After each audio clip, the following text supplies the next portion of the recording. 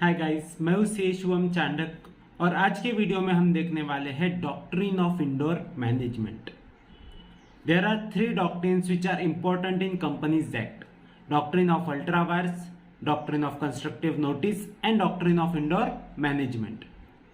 First two doctrines हम पहले videos में देख चुके हैं। आज लास्ट डॉक्ट्रिन कवर करने वाले हैं, that is doctrine of indoor management.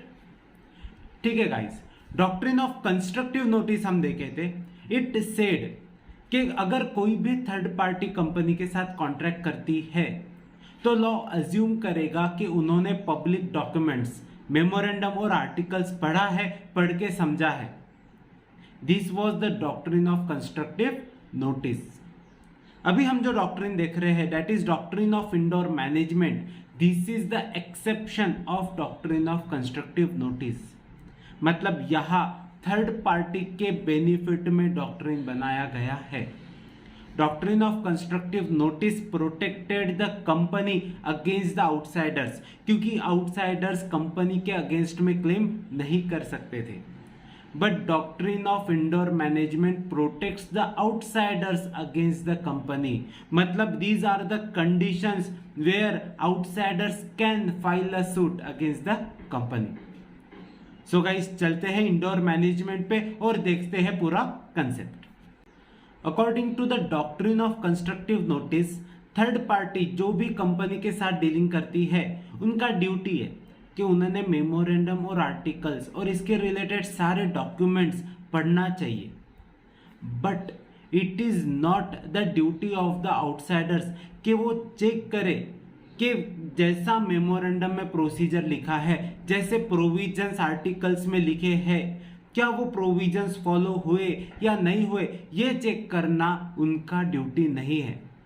So outsiders can assume कि if any provision, if any procedure is written in the articles, the management of the company उस प्रोसीजर्स को उसी हिसाब से कंप्लीट कर रही है, फॉलो कर रही है। ये थर्ड पार्टी अजम्पशन ले सकती है और इसी अजम्पशन को बोला जाता है doctrine of indoor management. So guys, in short, doctrine of indoor management मतलब जब कभी भी कोई भी थर्ड पार्टी कंपनी के साथ डीलिंग करती है, दे कैन अज्यूम कि internal affairs of the company are carried out as written in the articles of association. वहां का हम अजम्पशन ले सकते हैं। सो गाइज, अगर कंपनी प्रोविजंस फॉलो नहीं करती है तो it will not be considered as the mistake of the third party and third party can claim against the company for such an act. This assumption कि third party assume कर सकती है कि company internal affairs properly चला रही है, ये assumption कि थर्ड पार्टी कंपनी के इंटरनल मैनेजमेंट में दखल अंदाजी नहीं करेंगी, उसे वेरीफाई नहीं करेंगी, इसी अजम्पशन को बोला जाता है doctrine of indoor management. For example, एक कंपनी है जिनके मेमोरेंडम में लिखा है कि company can borrow a loan up to ₹50 lakh by passing a board resolution in the company. अब कंपनी बैंक में अप्रोच करती है for the loan of ₹60 lakhs। Bank ने मेमोरेंडम चेक किया, उनके इसमें लिखा था कि yes, company can borrow the amount but after passing board resolution. So bank का ड्यूटी क्या है कि उन्होंने मेमोरेंडम चेक करना चाहिए कि कंपनी को लोन लेना अलाउड है या नहीं है। But whether resolution is passed और not, whether the meeting was properly conducted और नॉट, ये चेक करने का ड्यूटी बैंक का नहीं है। बैंक कैन अज्यूम कि कंपनी ने मीटिंग प्रॉपरली कंडक्ट किया है और रिजोल्यूशन प्रॉपरली पास किया है, ये अजम्पशन बैंक ले सकती है। सो अगर कंपनी बिना रिजोल्यूशन पास करे अगर लोन ले लेती है, so it is not the duty of the bank and bank can recover the complete amount from the company only on the basis of the doctrine of indoor management. But there are certain exceptions in the doctrine of indoor management. कुछ conditions है, कुछ cases है जहां पे doctrine of indoor management का benefit third party नहीं ले सकता। मतलब third party will be responsible for such contracts और वो कंपनी से क्लेम रिकवर नहीं कर सकता। फर्स्ट सच केसेस एक्चुअल और constructive knowledge of the irregularity.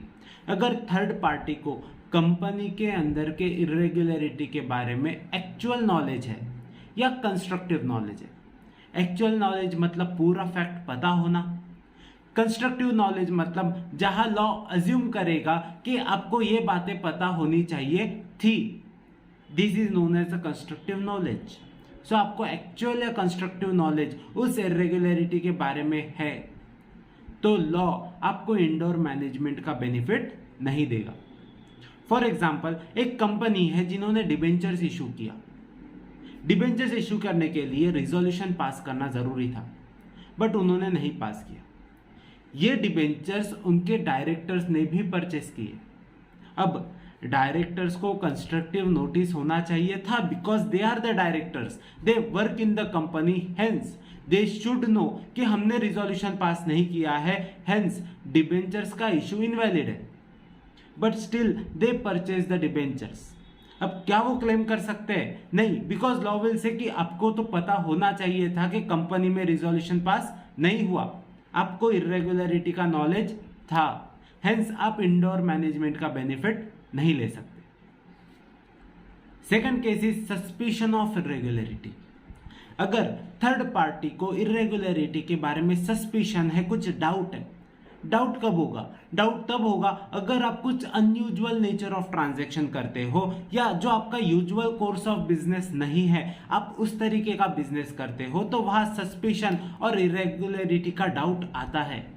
या फिर जो एक्चुअल अथॉरिटी है वो अथॉरिटी काम न करते हुए अगर कोई दूसरा पर्सन काम करता है जिसे आइडियली अथॉरिटी नहीं होना चाहिए, तो सस्पिशन आता है।